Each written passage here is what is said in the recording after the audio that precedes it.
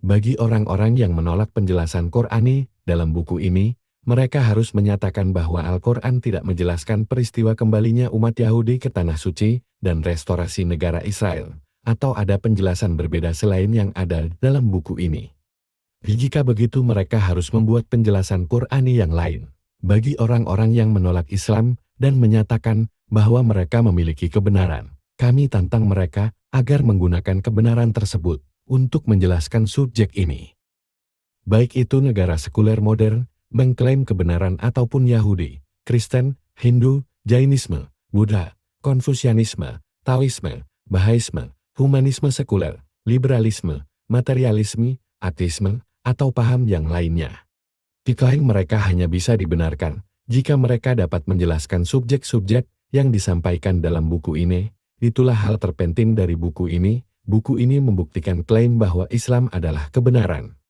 Kemudian, Al-Quran memperingatkan bahwa saat ini, dunia menunggu hitungan mundur menuju hari kiamat. Kemudian, apabila janji yang benar hari kebangkitan telah dekat waktu terjadinya, maka perhatikanlah. Pada hari itu pandangan orang-orang yang tidak beriman akan terbelalak ketakutan. Mereka berkata, "Ah, celakalah kami. Kami benar-benar lengah akan ini. Bahkan, sungguh kami adalah orang-orang yang zalim." Al-Quran, Al-Anbiya 21:97. Saat Yajuj dan Majuj dilepas, mereka akan menurun berkerumun dengan cepat dari setiap ketinggian atau menyebar ke segala arah.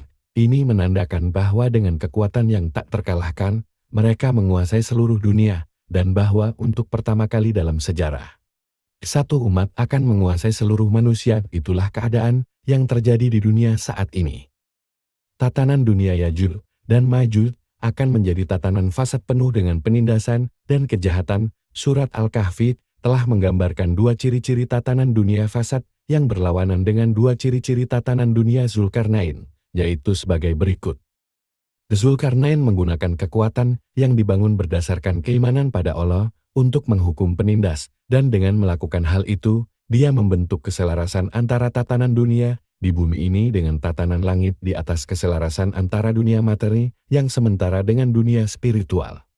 Yajuj dan Majuj di sisi yang lain akan menggunakan kekuatan mereka yang tak terkalahkan yang dibentuk berlandaskan ketidakbertuhanan justru untuk menindas dan untuk menghukum yang tertindas. Dengan melakukan hal itu di bumi ini, mereka mendirikan sebuah tatanan dunia yang secara total bertentangan dengan tatanan langit di atas. Selanjutnya, tatanan dunia tersebut akan menunjukkan penindasan yang terus-menerus meningkat. Zulkarnain menggunakan kekuatan untuk menghargai orang-orang yang beriman pada Allah Maha Tinggi dan yang berperilaku baik. Yajuj dan Majuj akan menggunakan kekuatan untuk tujuan yang berlawanan. Dengan demikian, Yajuj dan Majuj membentuk dan memelihara sebuah tatanan dunia yang keburukannya tidak mungkin luput dari pemahaman orang-orang yang memiliki penglihatan spiritual yang dibentuk atas keimanan dan perilaku yang baik, yang dapat melihat kenyataan dalam berbagai hal.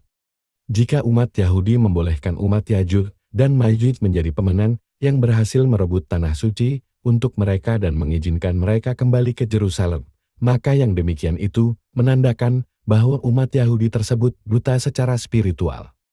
Dimulai dari zaman pertengahan kekaisaran guru Kristen hingga peradaban barat sekuler modern, Eropa semakin jelas menunjukkan ciri-ciri tatanan dunia Yajuj dan Majuj dan kini telah menyelesaikan misi dasarnya. Bangsa Eropa telah merusak seluruh dunia dan telah membawa umat Yahudi kembali ke tanah suci. Oleh karenanya, itulah tanda kebutaan spiritual umat Yahudi hingga mereka membolehkan diri mereka sendiri ditipu dan dibimbing menuju kehancuran terakhir oleh Yajuj dan Majuj.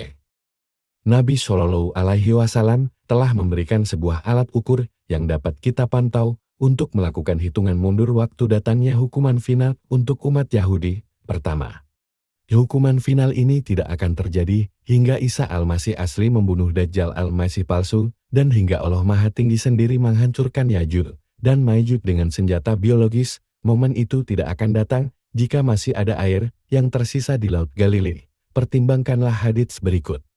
Dari Al-Nawas bin Sam'an.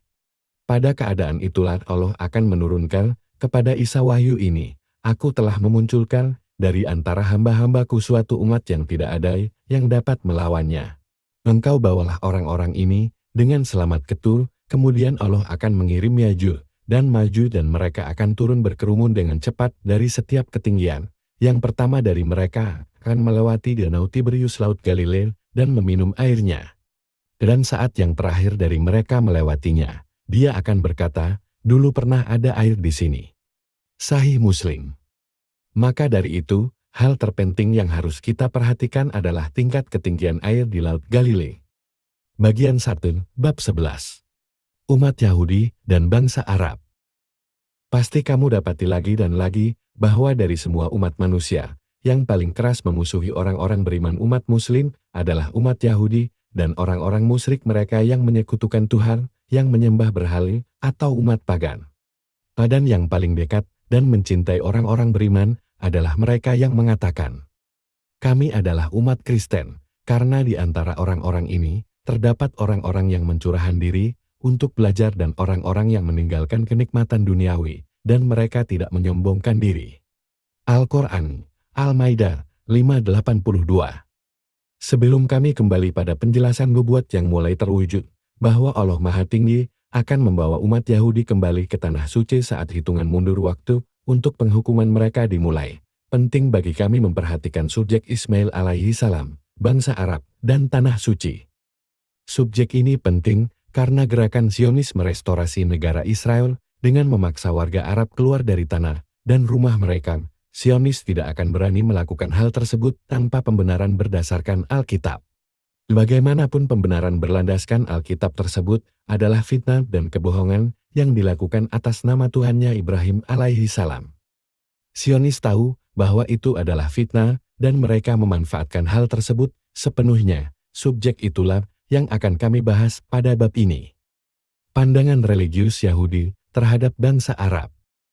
Pemimpin spiritual Sas Ortodoks Yahudi Israel diberitakan dalam pidatonya pada 5 Agustus tahun 2000, menyatakan Ismailiyat keturunan Ismail yakni bangsa Arab semuanya penjahat terkutuk, semuanya musuh Israel.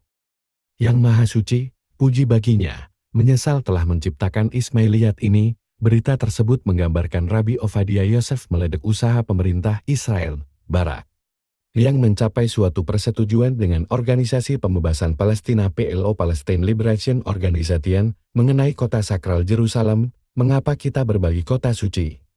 Dia bertanya, agar mereka mendapat kesempatan untuk membunuh kita.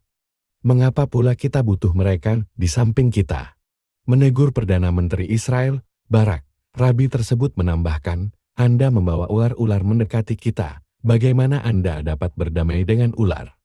Barak memasukkan keturunan Ismail jahat. Dia akan membawakan kepada kita ular-ular tinggal di samping kita di Yerusalem. Dia tidak masuk akal. Surat kabar dari Jerusalem Post melaporkan ucapan Rabi tersebut disambut dengan tepuk tangan. Lihat www.jerusalempost.com 5 Agustus tahun 2000. Satu alasan sikap permusuhan Rabi kepada bangsa Ismailiyat dan klaim mereka pada Yerusalem adalah ayat kitab Kejadian dalam Taurat yang menyatakan Ismail adalah seorang laki-laki yang kelakuannya seperti keledai liar. Demikianlah nanti anak itu, tangannya akan melawan tiap-tiap orang dan tangan tiap-tiap orang akan melawannya. Kejadian Genesis 16:12. Dengan demikian, Rabi dan pengikutnya berargumen bahwa penindasan yang tak berbelas kasih dan semakin meningkat terhadap warga ras Arab oleh negara Israel dibenarkan sebagai suatu bentuk hukuman Tuhan seperti yang disampaikan oleh kata-kata, tangan tiap-tiap orang melawannya. Bagaimana lagi orang-orang beradab di bagian dunia lain dapat menjelaskan kekejaman dan keliaran serangan Israel pada perkemahan pengungsi di Jenin? Tidakkah umat Yahudi telah menulis ulang Taurat dengan tambahan kebatilan melawan Ismail alaihi salam putra Ibrahim?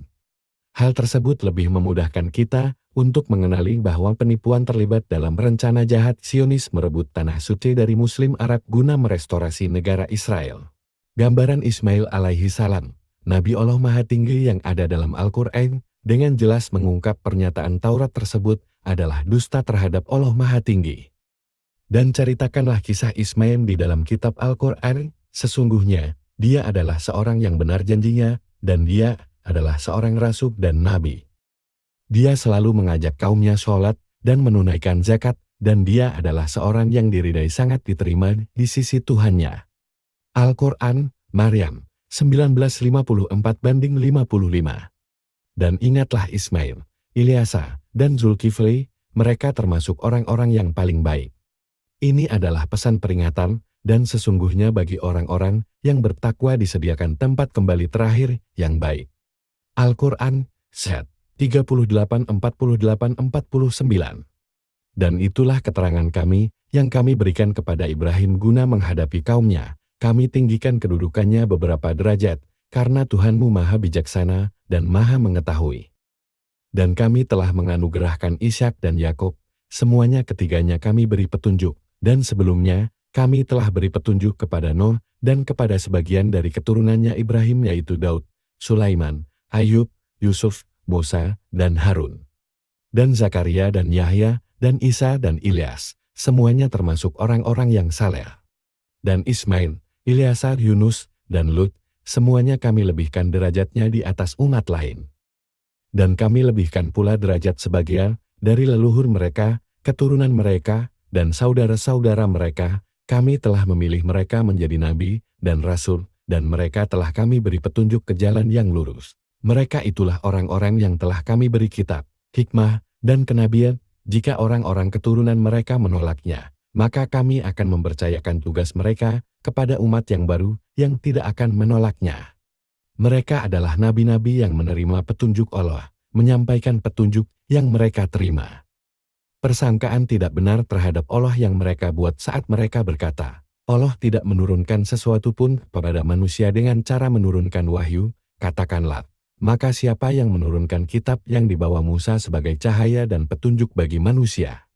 Tetapi kalian membuatnya menjadi lembaran-lembaran yang bercerai-berai. Kalian memperlihatkan sebagiannya sedangkan yang kalian sembunyikan lebih banyak lagi. Dan ini Al-Qur'annya adalah kitab yang kami turunkan dengan penuh berkah, membenarkan kitab-kitab penurunan wahyu yang datang sebelumnya, sehingga engkau dapat memberi peringatan kepada penduduk Ummul Qura Mekah dan orang-orang yang ada di sekitarnya. Al-Qur'an Al-An'am 6:83-92. Rabi harus hati-hati pada peringatan mengerikan dalam Al-Qur'an ini, bagi orang-orang yang membuat kebohongan terhadap Allah Maha Tinggi termasuk kebohongan mengenai Ismail dan keturunannya, yakni bangsa Arab. Siapakah yang lebih zalim daripada orang yang mengada-adakan dusta terhadap Allah, atau mengatakan, telah diwahyukan kepadaku, padahal tidak diwahyukan sesuatu pun kepadanya, atau lagi yang menyatakan, aku dapat menurunkan seperti apa yang diturunkan Allah. Alangkah ngerinya sekiranya, engkau melihat bagaimana orang-orang zalim mengalami kesakitan saat menjemput ajal. Malaikat-malaikat memukul dengan tangannya, berkata keluarkanlah jiwamu. Pada hari ini, kamu akan dibalas dengan azab yang menghinakan, karena kamu mengatakan terhadap Allah perkataan yang tidak benar dan karena kamu menyombongkan diri menolak tanda-tandanya. Al-Qur'an Al-An'am 6:93. Rabi dan orang-orang yang memiliki kepercayaan berlandaskan kepalsuan dalam Taurat yang seperti itu, hidup dalam dunia yang tidak nyata. Persepsi mereka tentang kenyataan adalah sesat dan menyimpang. Bahaya yang telah dibuat dan masih dipelihara adalah kepercayaan yang salah mengenai Ismail alaihi salam di atas. Taurat tidak pernah menunjukkan bukti apapun mengenai kejahatan, kelakuan tidak senonoh, atau kedurhakaan sebagai bagian dari Ismail alaihi salam yang dapat membenarkan penghukuman kejam yang katanya dari Tuhan tersebut. Melainkan, Ismailiyat yang sama yang sekarang Rabi memandangnya rendah sebagai ular telah menawarkan kepada umat Yahudi tempat tinggal di antara mereka selama 2000 tahun. Mereka menikmati keamanan hidup dan hartanya dan menerima kebebasan hidup dan beribadah sebagai umat Yahudi di tengah-tengah masyarakat Arab. Orang-orang yang membantu dan masih membantu pembentukan negara Israel gadungan berlandaskan ketidakadilan dan penindasan adalah orang-orang yang sama sekali tidak memiliki pengetahuan spiritual. Kebutaan spiritual yang sama membuat mereka tidak mampu mengenali negara gadungan ini. Kebutaan spiritual itu juga yang membuat mereka menyatakan bahwa Maryam telah melakukan perzinahan, bahwa Isa Yesus Al-Masih adalah anak haram, dan bahwa klaimnya sebagai Al-Masih adalah bohong. Itu juga membuat mereka melakukan perbuatan paling jahat dan memalukan dalam sejarah, yaitu berusaha menyalib Isa Yesus alaihi salam. Dan kemudian menyeru dengan bangga bahwa mereka berhasil membunuhnya. Kebutaan spiritual itu mengakibatkan mereka menolak Nabi terakhir yang diutus kepada seluruh umat manusia oleh Tuhannya Ibrahim, yaitu Nabi Muhammad SAW. Itu membuat mereka menolak Al-Quran sebagai firman Tuhannya Ibrahim yang Maha Tinggi. Kebutaan spiritual mereka telah membawa mereka lagi dan lagi melakukan perbuatan yang membangkitkan murka Allah Maha Tinggi. Tingkah laku rasial secara finansial dan ekonomi mereka saat ini sungguh sangat buruk. Saat mereka menghina Musa alaihi salam dulu kala dan menyatakan bahwa dia dengan Tuhannya harus berperang untuk membebaskan tanah suci, sedangkan mereka tetap duduk di tempat. Allah Maha Tinggi merespon tingkah laku yang sangat buruk ini dengan mengharamkan tanah suci bagi mereka selama 40 tahun dan dengan mengasingkan mereka sehingga mereka berkeliaran dalam kebingungan di muka bumi. Kemudian Allah Maha Tinggi menegur Musa alaihi salam dan berkata kepadanya, "Janganlah engkau bersedih hati karena orang-orang yang berdosa ini tidak ada rasa simpati dalam firman tersebut, bahkan jika dunia ini tidak memiliki Al-Quran yang menunjukkan kepalsuan yang ditulis dalam Taurat." Pengetahuan spiritual cukup bagi pengikut-pengikut Taurat dan Alkitab untuk memahami ketidakbenaran pernyataan yang berkaitan dengan Ismail alaihi salam. Begitulah mereka tidak layak mendapatkan simpati pada saat itu, dan untuk alasan yang sama, mereka pun tidak layak mendapatkan simpati pada saat ini, waktu mereka telah habis, takdir mereka sudah ditetapkan. Mereka telah tertipu dalam penipuan terbesar dalam sejarah manusia, ditipu untuk meninggalkan tanah mereka di mana mereka telah hidup di antara ras Ismailiyat Arab dengan damai, aman, dan jaminan kebebasan beragama selama 2000 tahun di Yaman, Maroko, Mesir, Iran, Irak, Suriah, dan lain.